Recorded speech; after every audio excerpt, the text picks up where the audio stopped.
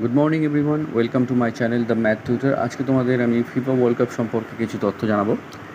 1930 সাল থেকে বর্তমান সময় পর্যন্ত কোন দল কতবার বিশ্বকাপ জিতেছে এবং কত সালে কোন দল জিতেছে তার একটা ছোট্ট ইনফরমেশান। 1930 সালে প্রথম বিশ্বকাপ হয় এবং সেই সময় উরুগুয়ে আমাদের বিশ্বকাপ জয় করে।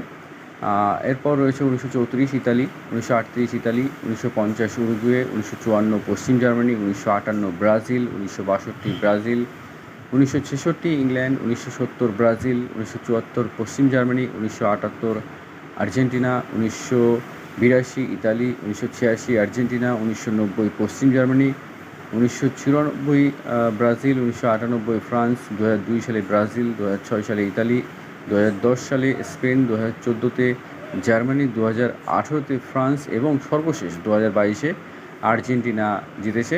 আর বর্তমানে 2026 সাল চলছে, এর আপডেট তোমরা পরে পেয়ে যাবে।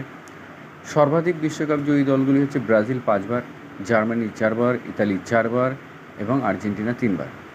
আর 2 বার বিশ্বকাপ হয়েছিল না, 1942 এবং 1946, কেন কি 1938-এর পরেই 1950 সালে আবার বিশ্বকাপ হয়। আর এই দুটো বছর বিশ্বকাপ হয়নি, তার কারণ হচ্ছে এই সময় দ্বিতীয় বিশ্বযুদ্ধ চলছিল।